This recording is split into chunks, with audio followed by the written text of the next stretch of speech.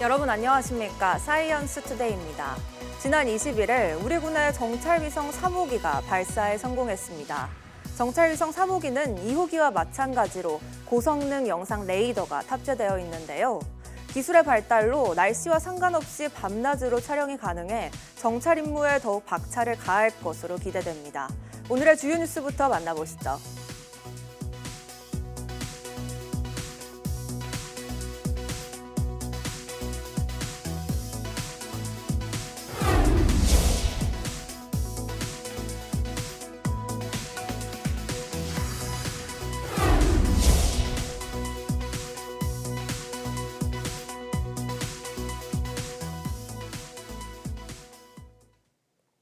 서울 등 중부지방을 중심으로 영하 10도 안팎의 한파가 기승입니다.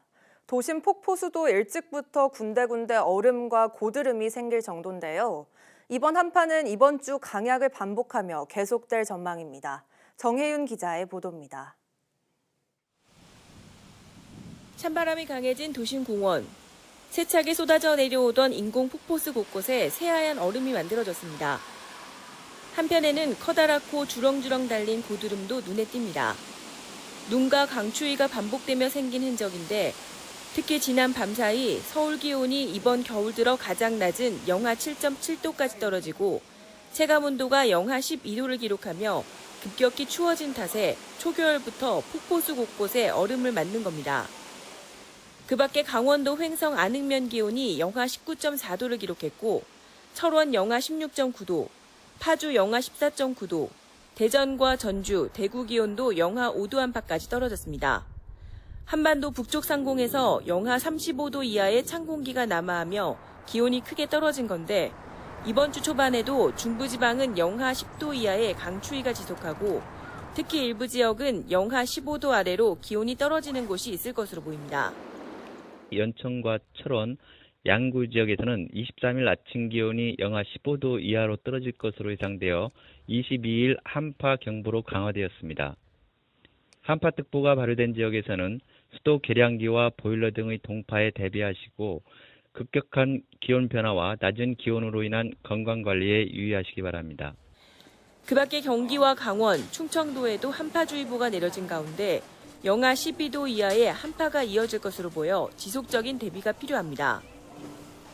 서울은 한파특보는 내려지지 않았지만 성탄절 이브까지 체감온도가 영하 10도를 오르내리며 강추위가 지속하겠습니다. 기상청은 이번 주 후반에도 또 한 차례 강한 한기가 남하하며 영하 10도 안팎의 추위가 찾아올 것으로 보인다며 당분간 반복하는 한파에 유의해달라고 당부했습니다. YTN 정혜윤입니다. 한국천문연구원은 2025년 새해 첫 해는 오전 7시 26분 독도에서 가장 먼저 떠오를 예정이라고 밝혔습니다. 이어 내륙에서는 오전 7시 31분 울산 간절곶과 방어진에서 가장 빠르게 해가 뜰 전망입니다. 올해 가장 늦게 해가 지는 곳은 신안 가거도로 오는 31일 오후 5시 40분쯤 지는 해를 볼 수 있을 것으로 보입니다. 기타 지역의 일출몰 시각은 한국천문연구원 천문우주지식정보 생활천문관 홈페이지에서 찾을 수 있습니다. 국내 우주발사체 기업 이노스페이스는 발사체 1단과 2단 분리를 검증하는 단분리 시험에 성공했다고 밝혔습니다. 이노스페이스는 이번 시험에서 1단과 2단이 분리되는 시점의 정확성과 구조물이 절단되는 위치의 정밀성에 대한 목표 데이터를 획득해 기술적 검증을 완료했다고 설명했습니다. 총 2단으로 구성된 우주발사체는 1단의 25톤급 하이브리드 엔진 1기, 2단의 3톤급 엔진 1기로 구성됐습니다. 이노스페이스가 개발 중인 우주발사체는 90kg급의 탑재체를 고도 500km에 올릴 수 있는 소형 위성 발사체로 내년 7월 첫 발사 예정입니다. 곽시종 카이스트 수리과학과 교수가 제28대 대한수학회 회장으로 당선됐습니다. 곽신임 회장은 서울대 수학과 학석사 학위를, 미국 컬럼비아대 수학과에서 박사 학위를 받았습니다. 또 카이스트 자연과학대학장, 과학영재교육원장, 대한수학회지 편집위원 등을 역임하며 수학계와 과학기술계 발전을 위해 활동해왔습니다. 대한수학회는 지난 1946년에 창립해 현재 5,400여 명의 회원으로 구성됐으며 신임 회장의 임기는 내년부터 2년입니다. 탄핵 정국의 정치 불확실성이 경제를 잠식하지 않도록 경제 수장들이 연일 안간힘을 쓰고 있지만 역부족인 모양새입니다. 내년 초 우리 산업 전망에도 빨간불이 켜졌는데요. 산업부가 일단 이번 주 발등에 불 떨어진 석유화학 업계부터 인공호흡에 나설 것으로 보입니다. 황혜경 기자가 보도합니다. 산업 전문가들이 내년 1월 업황을 전망한 지수입니다. 조선업을 제외한 모든 분야 지수가 100 아래로 뚝 떨어졌습니다. 특히 우리나라 주력 산업인 반도체와 기계, 바이오헬스 분야의 급락이 두드러집니다. 반도체의 경우에는 재고 조정과 연초 수요 둔화, 그리고 트럼프 정부 출범에 따른 불확실성이, 철강, 바이오헬스 등은 트럼프 정부 영향하고 달러 강세로 인한 비용 증가 등이 주요 원인으로 작용한 것으로 보입니다. 경기 지표가 썩 좋진 않아도 버텨볼 만하다 싶었던 지난달과 달리 비상계엄 이후 한국 경제는 안개 속에 빠졌습니다. 각국이 관세 정쟁을 예고한 트럼프 대통령과 앞다퉈 접촉에 나서고 있는데 우리는 정치 공백으로 기회를 놓치고 있는 것도 악재입니다. 정부는 일단 내수 진작을 위해 예산을 조기 집행하고 시장 상황을 예의주시하고 있지만 고환율, 고물가 추세가 잡힐지는 의문입니다. 제일 중요한 거는 내수 침체가 가장 심각하다. 이렇게 내수를 회복시키기 위한 거시경제 정책이 가장 시급하다 이렇게 볼 수 있을 것 같아요. 내수가 침체되면은 소비와 이제 투자가 침체되는 거죠. 그러면은 우선 서민들 생활이 굉장히 어려워지고 금융 부실이 또 늘어날 수가 있고요. 정부는 일단 산업 경쟁력 강화 관계 장관회의를 열고 중국산 저가 공세로 발등에 불이 떨어진 석유화학 업계 지원책부터 내놓을 예정입니다. 앞서 유동성 위기에 휩싸였던 롯데케미칼은 롯데월드타워를 담보로 신용을 보강하면서 채무 조기 상환 위험에서는 벗어났습니다. 하지만 반도체와 디스플레이, 바이오 등 미래 먹거리 첨단 산업들도 수요 둔화와 원자재가 상승에 직면한 터라 위기감이 고조되고 있습니다. YTN 황혜경입니다.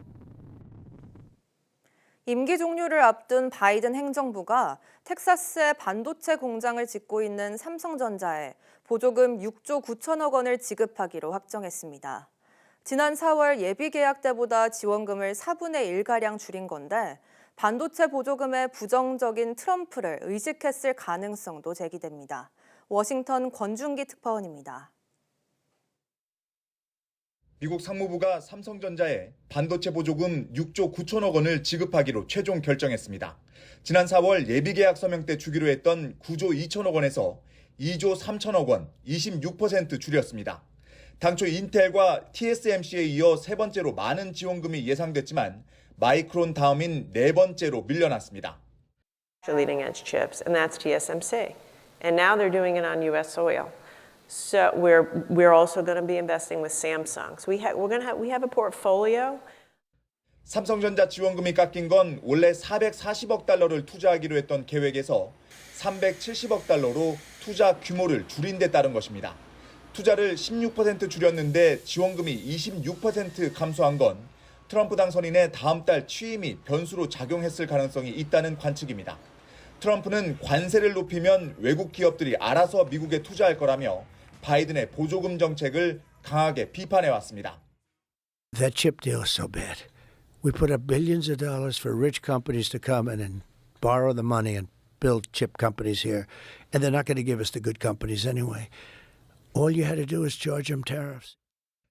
다만 투자액 대비 보조금 비율로 따지면 삼성전자가 12.7%로 5대 반도체 기업 가운데 가장 높은 것으로 집계됩니다. 미국 상무부 대변인은 삼성에 대한 보조금 감액에 대해 시장 환경과 기업의 투자 범위에 맞춰 변경한 거라고 설명했습니다. 워싱턴에서 YTN 권중입니다. 내년 체코 원전 최종 계약을 앞두고 있는 한국수력원자력이 이번에는 루마니아 원전 리모델링 사업을 따냈습니다. 탄핵 정국으로 원전 산업에 대한 불안감이 커진 가운데 들려온 소식이라 더 의미가 깊습니다. 최하영 기자가 보도합니다. 루마니아 수도 남동쪽에 있는 체르나보다 원전 1호기입니다. 지난 1996년 상업 운전을 시작해 오는 2027년에 운전 허가가 끝나는데 루마니아 원자력 공사가 30년 더 가동하기로 했습니다. 이를 위한 설비 개선 사업을 한국수력원자력이 캐나다, 이탈리아 업체와 함께 따냈습니다. 사업비 2조 8천억 원 가운데 1조 2천억 원이 한수원 몫입니다. 한수원은 국내 기업과 협력해 압력관 등 주요 기기를 교체하고 방사성 폐기물 저장 시설 기반을 건설하게 됩니다. 우리나라가 원전 계속 운전을 위한 해외 설비 개선 사업을 수주한 건 이번이 처음입니다. 월성 1호기 설비 개선을 전 세계에서 가장 짧은 2년 3개월 만에 끝낸 게 큰 도움이 됐습니다. 상당수가 앞으로 계속 운전을 위한 설비 개선을 할 것이기 때문에 우리가 이렇게 세계적으로 인정받게 된다면 이것도 좋은 우리의 트랙 레코드로서 향후에 활용할 수 있을 것으로 봅니다. 탄핵 정국의 원전 산업이 흔들릴까 우려가 크지만 한수원과 정부는 내년 체코 원전 최종 계약에도 힘을 쏟고 있습니다. 차질 없이 진행이 되고 있고요. 그렇지만 이제 저쪽에서는 혹시나 우리가 이제 뭐 탈원전 같은 걸 했던 경험이 있기 때문에 이 정책이 큰 스윙이 또 있지 않나라는 우려를 좀 하고. 이딴 수출 성과에도 불구하고 우리 원전업계는 혹시나 하는 마음에 마냥 웃지 못하고 있습니다. YTN 최하영입니다. 챗 GPT 개발사 오픈 AI의 차세대 주력 인공지능 모델 개발이 당초 목표보다 훨씬 늦어지고 있다고 월스트리트 저널이 보도했습니다. 신문은 올해 중반쯤 차세대 AI 모델 GPT-5가 나올 것으로 예상됐지만 막대한 비용을 쓰면서도 개발 일정이 기약 없이 지연되고 있다고 여러 소식통을 인용해 전했습니다. 오픈 AI는 18개월 넘는 개발 기간 중 방대한 양의 데이터를 처리하는 대규모 훈련을 적어도 2차례 진행했지만 매번 새로운 문제가 발생했고 기대했던 결과를 얻지 못한 것으로 전해졌습니다. 월스트리트 저널은 새로운 모델이 GPT-4보다는 나은 성능을 보였지만 개발에 투입된 막대한 비용을 정당화할 만큼의 진보는 아니었다는 소식통의 말을 전했습니다. 이전 모델은 인터넷에서 수집한 뉴스 기사나 SNS 게시물, 과학 논문 등으로 훈련이 가능했지만 새 모델을 위한 더 지능적인 훈련에 필요한 데이터가 충분하지 않아 난관을 겪는 것으로 알려졌습니다. 일론 머스크가 소유한 X의 대항마로 떠오른 블루스카이 이용자가 2,500만 명을 넘어섰다고 AP통신이 보도했습니다. 통신은 지난 10월 말 1,300만 명이던 블루스카이 가입자가 대선 이후 2배 가까이 급증했다며 트럼프 당선인을 지지하지 않는 이용자가 대거 이동한 것으로 분석했습니다. 인터넷 시장조사 업체 시밀러웹은 블루스카이 앱의 11월 활성 이용자 수가 760만 명 늘어났다며 지난 10월 이후 295% 증가한 수치라고 전했습니다. 하지만 블루스카이의 급성장과 함께 가짜 계정이나 인공지능으로 생성된 봇 계정 등으로 인한 피해도 늘어나고 있다며 하루 24시간 동안 문제가 있는 콘텐츠에 대한 신고가 4만 2천 건이나 들어온 적도 있다고 AP는 전했습니다. 블루스카이는 이용자 급증에 대응하기 위해 이달 들어 콘텐츠 감시팀의 인력을 4배로 늘리고 사칭 계정 등을 감지하는 새 시스템을 도입했다고 밝혔습니다. 전쟁으로 얼룩졌던 올해 지구촌에도 성탄절 하루만큼은 사랑과 축복을 나눠주려는 산타클로스가 전 세계 밤하늘을 돌며 썰매를 타고 야간 비행에 나섭니다. 미국과 캐나다가 공동 운영하는 북미 항공우주방위사령부는 한국 시각으로 크리스마스 이브 오후 6시부터 산타의 비행을 실시간으로 추적해 모바일 애플리케이션과 웹사이트 등으로 중계한다고 밝혔습니다. 산타는 루돌프 여러 마리가 끄는 썰매를 타고 북극에서 이륙한 뒤 예년과 마찬가지로 날짜 변경선을 따라 태평양 상공으로 남하한 뒤 서쪽으로 이동하며 수십억 개의 선물을 뿌릴 것으로 전망됩니다. 한반도의 경우 지난해에는 제주와 부산, 서울 순으로 이동하며 경복궁 등 한국 내 명소를 찍고 평양을 거쳐 중국으로 이동하는 모습을 보였습니다.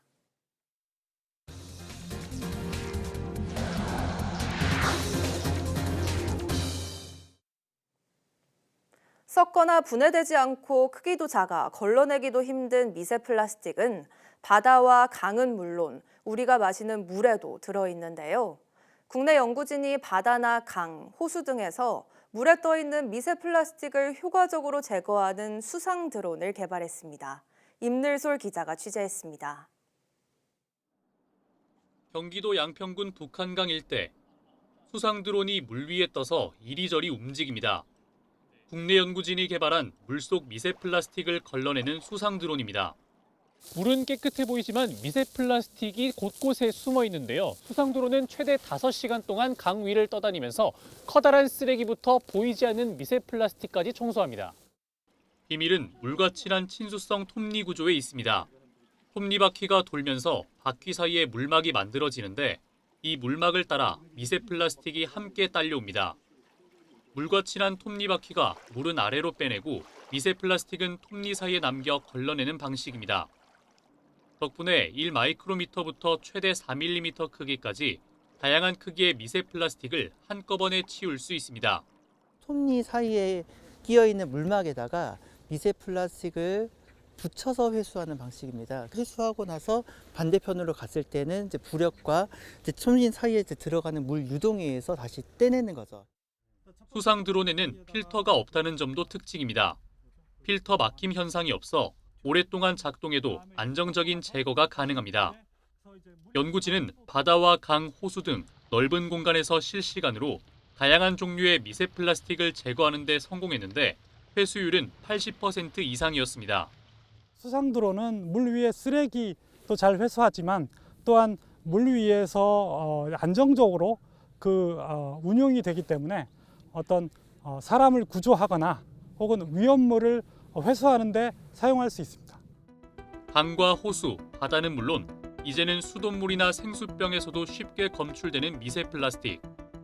이번에 개발한 수상 드론은 개방된 공간에서 자유롭게 움직이며 미세 플라스틱을 제거할 수 있는 만큼 기존 고정형 정화 시스템의 한계를 넘어설 것으로 기대됩니다. YTN 사이언스 임늘솔입니다. 하늘을 나는 택시, 도심교통항공 UAM이 점차 우리 삶 속으로 다가오고 있습니다. 에어택시로 개발된 비행체가 우리 기업들이 개발한 항공 관제 시스템에 맞춰 첫 비행 실증에 성공해 상용화에 한 걸음 더 다가섰습니다. 김기봉 기자의 보도입니다. 누리호가 발사됐던 전남 고흥 항공센터의 모습을 드러낸 미국 조비사의 S4 에어택시. 6개의 프로펠러 축을 이리저리 움직이며 몸을 풀더니 가뿐히 상공으로 떠오릅니다.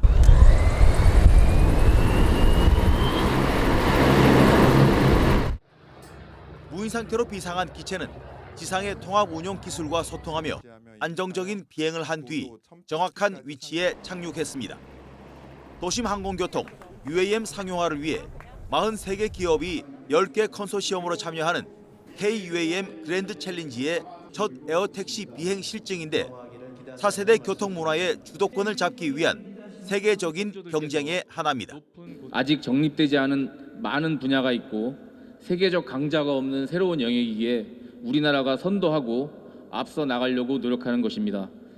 이번 실증은 SKT와 공항공사, 한화시스템 등이 뭉친 드림팀 컨소시엄이 조비 기체를 모델로 운항과 교통관리, 버티포트 등을 실증했습니다.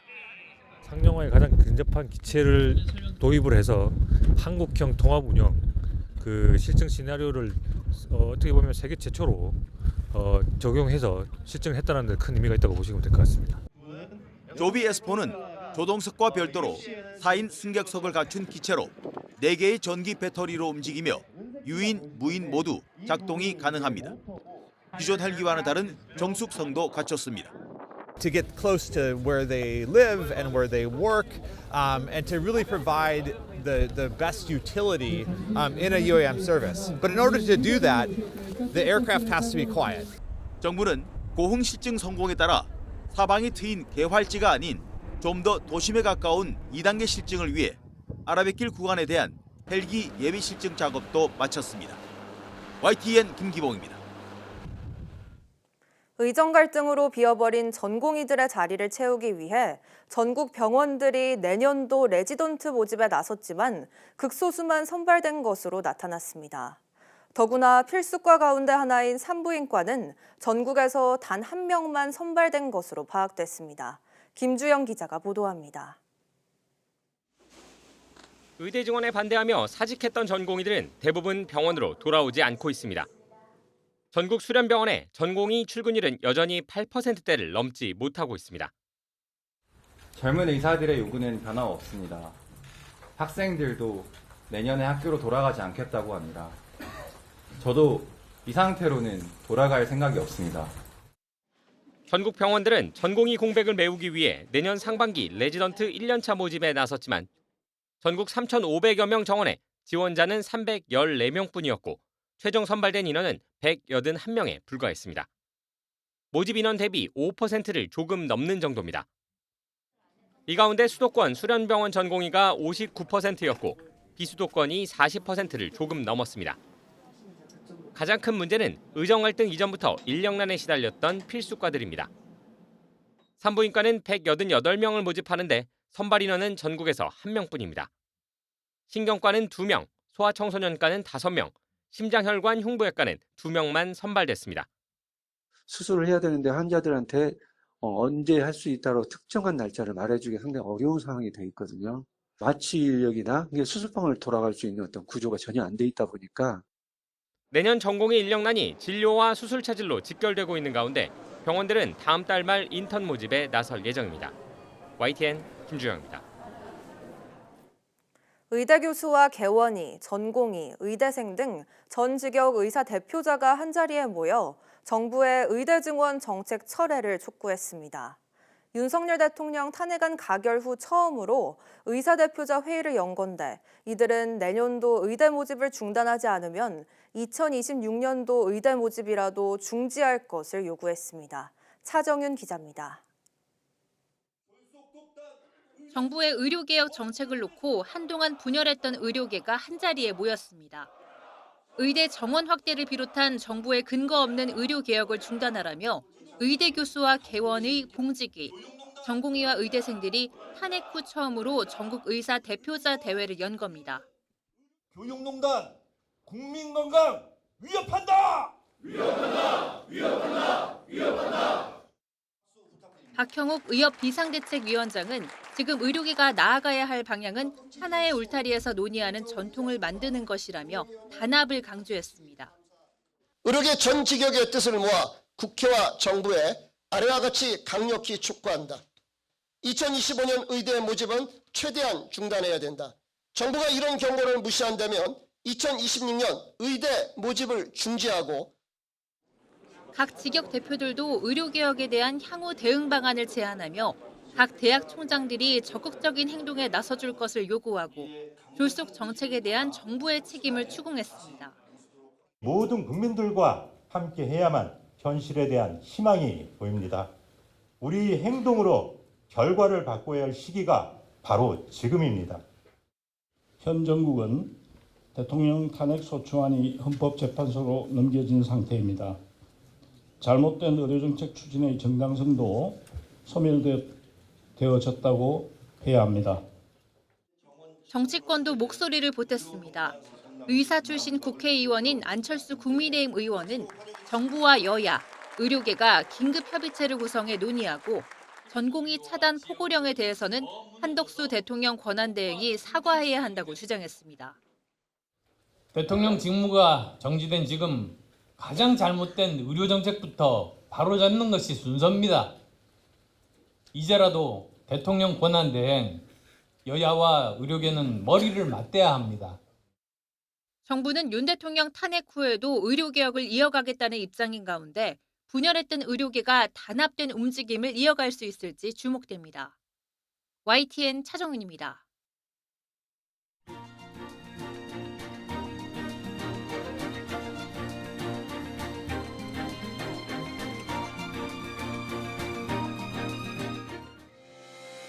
12월 23일 오전 사이언스 투데이 마칩니다. 오후 뉴스도 많은 시청 바랍니다. 시청해주신 여러분 고맙습니다.